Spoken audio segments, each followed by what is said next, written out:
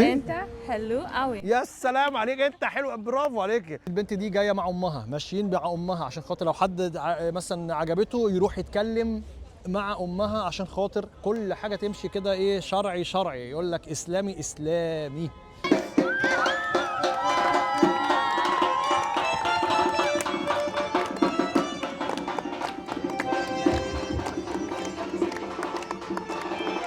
This street is known that many people come here to see girls and see boys and they get married in a good way. Yes? Maybe some people come here for this, but we can't say that all people come here. Yes for sure, it's not all. بيقول لك بعض الناس بتيجي هنا عشان كده بس مش كل الناس. نفس الكلام، هي دي مثلا واخده معاها 3 بنات ليها عشان خاطر يتمشوا، بتتمشى بيهم كده حوالين الشارع اللي احنا فيه ده والجناين اللي حواليكم. الناس هنا بدل ما يضيعوا وقتهم على الموبايلات وبتاع بيقروا القراءة للجميع. فاكرين الله يمسيها بالخير ماما سوزان، ويا ماما سوزان يا احلى وردة في البستان. الناس هنا حرفيا لسه ماشيين على موضوع ماما سوزان. احنا حاليا في جمهورية داغستان في العاصمة ماخاتشيكالا، واحد من اشهر الاماكن اللي لازم كل واحد يجي هنا في داغستان يزوره، هو الشارع الجميل جدا اللي احنا فيه ده، اللي في اوله في تمثال لنا اللي كنا واقفين عنده وفي الانوار الرهيبه ده. الشارع ده اسمه بوي ناكسكايا. ايه شهرة الشارع ده؟ الشارع ده بيسموه شارع النكاح، والنكاح بالمعنى الشرعي. النكاح يعني حاجة كويسة جدا، يعني الزواج الشرعي في الدين الإسلامي، لأنه معروف جدا أن جمهورية داغستان من أكثر الأماكن المحافظة في العالم كله. الناس هنا محترمين بدرجة أن هو لا يمكن هتلاقي أن في واحد بيعاكس واحدة في الشارع. مفيش حاجة اسمها يا قمر يا مزة يا مش عارف ايه، مفيش حاجة هنا اسمها انك انت البنات تقعد تنفرد بيه الولاد، او ان هم يبقى فيه اختلاط كتير جدا في الشوارع زي ما بنشوفها في اي حتة تانية في العالم. داغستان معروفة جدا ان هنا البنات ليهم احترام غير طبيعي، وان هنا من اهم حاجة ان الشرف، وان واحد يبقى بيحافظ على شرف بناته ويحافظ على شرف الستات اللي موجودة هنا في داغستان. ونفس الكلام من ولاد، هتلاقي الولاد موجودين، الرجالة موجودين في كل مكان هنا في الشارع ده، واقفين يمين واقفين شمال واقفين في كل حاجة، وعندهم اهم حاجة الشرف. ليه متسمي شارع النكاح؟ لانه ببساطة شديدة جدا هو ده المكان الوحيد اللي ممكن في داغستان ان البنات تيجي تتمشى في الشارع ده، والستات تيجي تتمشى، واحده بتبقى ماشيه مع مامتها، واحد يبقى جاي مع مامته، واحد كده، ويشوفوا بعض وبعدين يتقدموا لبعض عشان خاطر يتجوزوا. يعني اي حد عايز يتجوز في العاصمه ماخاتشيكالا وما عندوش حد عن طريق ان هو مثلا تعارف العائلات او كده، بيجي هنا في الشارع ده عشان خاطر البنات بتيجي تتمشى فيه، الولاد بييجوا يتمشوا فيه. هتلاقي الولاد مثلا عنده عربيه جامده بيجي يتمنظر بيها في الشارع ده، هتلاقي كل شويه حد بيشد موتوسيكل، حد بيشد بعربيه، حد بيشد مش عارف ايه عشان خاطر يبين نفسه ان هو منظره جامد، فيشد الانتباه. البنات هنا بتيجي تلاقي الماشيه مع مامتها، اللي ماشيه مع صحابها. مش هتلاقي عمرك ان حتى ان واحد يجي يكلم واحده كده، ما ينفعش ان واحده تكون ماشيه في الشارع تلاقي ان هو جاي يتكلم معاها ايوه اخبارك ايه او مثلا مش عارف ايه. لا، هنا بيجوا عشان خاطر عايزين يتجوزوا. يعني ايه يتجوزوا؟ يعني يجي لو واحد عجبه واحده يبقى جاي مع اصحابه او جاي هي مع مامتها، بيروح يتقدم لها عشان خاطر يتعرف عليها ويتجوزها على سنه الله ورسوله. هو زي ما قلت لكم كله كده، كل الناس جايين شايفين الشابات بتيجي تمشي، الشباب بيجي يمشي، كلهم جروبس. يعني ايه جروبس؟ يعني كله ماشي جروبات، 3 ولاد هتلاقي مثلا اللي ورانا ده خلاص دول متجوزين على طول، اي 2 ماشيين لوحدهم نعرف ان هم متجوزين. ما فيش حد هنا بيصاحب في داغستان، يعني عندهم الاحترام ده اهم حاجه جدا. بقى الناس تدخل، شايفه تدخل هتلاقي جروبس، اخدتوا بالكم؟ بصوا هتلاقوا البنات اللي جوه مثلا في المحل ورانا دول هتلاقيهم جروبات، لازم جروبات. اللي هنا مثلا دول جروبات، اللي مش عارف فين الشباب هيجوا جروبات. السلام عليكم. سبيك انجلش. دو سبيك انجلش؟ كام انا نشوف الراجل ده هيقول لك طبعا مش بيتكلم، انا هادي طبيعي ان هو هيقول لك دو سبيك انجلش؟ Yes. Do you speak English? Yes. Okay, so tell me more about you. ايوه. شايف هنا مشكلة ان هو يجي يقول لك انا بتكلم انجليزي ساعة الجد ما تلاقيش حد. داغستان هو ده اخره، بس كده خلاص. داغستان. السلام عليكم.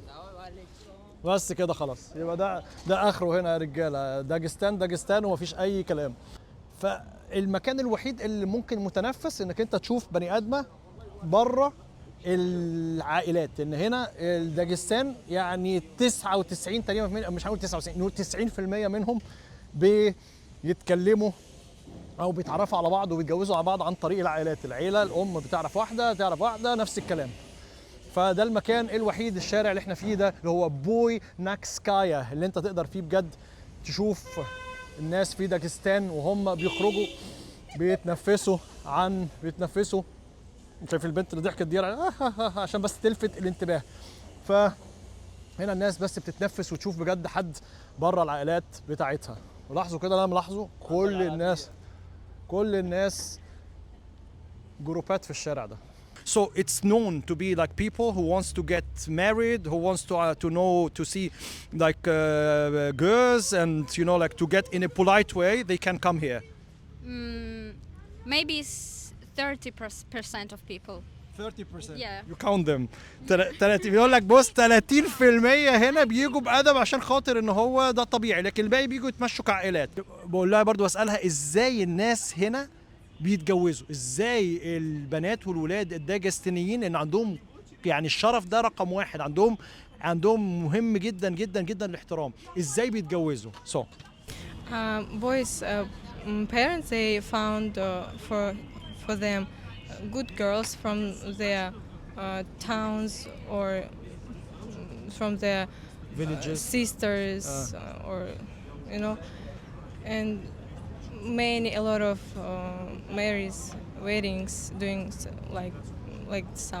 Like this, so family thing, Yeah. family connections. شايفين بيقول لك ان هو هنا جواز صالونات، يعني ان هو العيله بتبقى عارفه حد واحد، بيبقى عارف واحد عيله مثلا مامتها بتبقى عارفه اخت، بتبقى عارفه بنت واحده صاحبتها، يبقى الراجل عارف واحد قريبه مثلا كده. So usually they get married through family. Yeah, but sometimes people just meeting at college, at universities, and fall in love, and so get married. اوكي، وبيقول لك في بعض الحالات هنا ان هم بيتعرفوا على بعض في الجامعه وبيحبوا بعض وبيتجوزوا. So this happens also.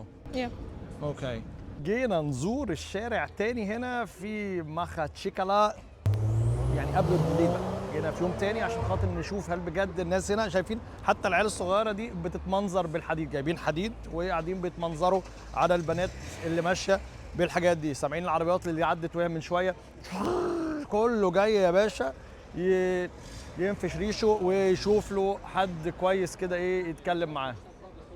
حاجه من اهم الحاجات هنا برضو اللي البنت قالت لي عليها لازم انتوا تعرفوها كمان. So what's the most important thing you told me? Here in Dagestan, a lot of families, did like parents found for their boys good girls from their families, which in their towns or something like this, and so married a lot of people. So شايفين بيقول لك ان هم دايما العائلات هنا بتجيب لاولادها بنات من القرى والريف هنا، مش من حتت تانية. So the girls here most probably their families don't like foreigners, like don't like to get guys from other countries. And other nationalities. Other nationalities. Even they are from Dagestan. شايفين حتى بيقول لك لازم تبقى من، يعني انت لو من قريه تبقى واحد من القريه معاه، مش عايزين ان هم من اي حته تانية في روسيا او حتى من داغستان غير من القرى. يعني هم عاملين زي كده القبائل، القبيله بتاعتها القبيله بتاعتها القبيله بتاعتها. فبيقول لك صعب جدا ان هم يوافقوا على حد من خارج الدوله. So foreigners like coming from Arab countries or from other countries is difficult to marry here. Yeah, very difficult. Very difficult. And very rare, so marries. Really? Rare. شايفين بيقول لك صعب جدا جدا جدا ونادر جدا جدا جدا ان ناس من بلاد تانية مختلفة حتى لو كانوا عرب او من اي حتة ان هم يجوا هنا يتجوزوا من بنات داغستان. ان اولياء الامور هنا او العائلات بتحب ان هي تبقى بناتها تتجوز من نفس القبائل بتاعتهم او من ناس زيهم داغستانيين. Thank you so much. You're welcome. اتمنى يكون الفيديو عجبكم وشفتوا قد ايه ان الشارع هنا في ماخاتشيكالا اللي احنا فيه ده مختلف عن اي شارع تاني في العالم، وفهمتوا يعني ايه ان هم يسموه نكاح ستريت او شارع النكاح، اللي هو الزواج الحلال، مش حاجه عيب ولا حاجه حرام ولا حاجه فيها اي مشكله تماما، بل تبين قد ايه ان هو الشعب هنا في داغستان شعب كويس جدا جدا جدا، وبيحب يدخل الباب من او يدخل البيت من بابه. معلش انا كنت هقول يدخل الباب من شباكه بس هو طلع غلط، ان هو يدخل الباب من بيته. على سنه الله ورسوله، حاجه بجد جميله جدا جدا جدا. يا ريت اصلا عندنا في بلادنا حاجات زي كده، فالناس كلها تيجي وتتعرف على بعض عن طريق ان هو كل حاجه تبقى حلال، وعن طريق العائلات. كانت بجد يعني هتبقى حاجه كويسه جدا جدا جدا. و كتير من المشاكل اللي عندنا كانت هتتحل لو عندنا حاجات زي كده، وسهلنا الجواز للشباب في بلادنا الجميله. اتمنى يكون الفيديو عجبكم. تنسوش تعملوا لايك وشير. تابعونا صفحاتنا الرسميه على الفيسبوك، يوتيوب، انستجرام، تيك توك، حجاجوفيتش. ترقعونا اجمد لايك، اصيع كومنت، واحلى شير عشان خاطر الفيديو يوصل لاكتر عدد ممكن حول العالم. كان معكم احمد حجاجوفيتش من العاصمه الداغستانيه ماخاتشكالا، هنا في داغستان جوه روسيا. اشوفكم على خير باذن الله في حته ثانيه كتيره جدا. السلام عليكم.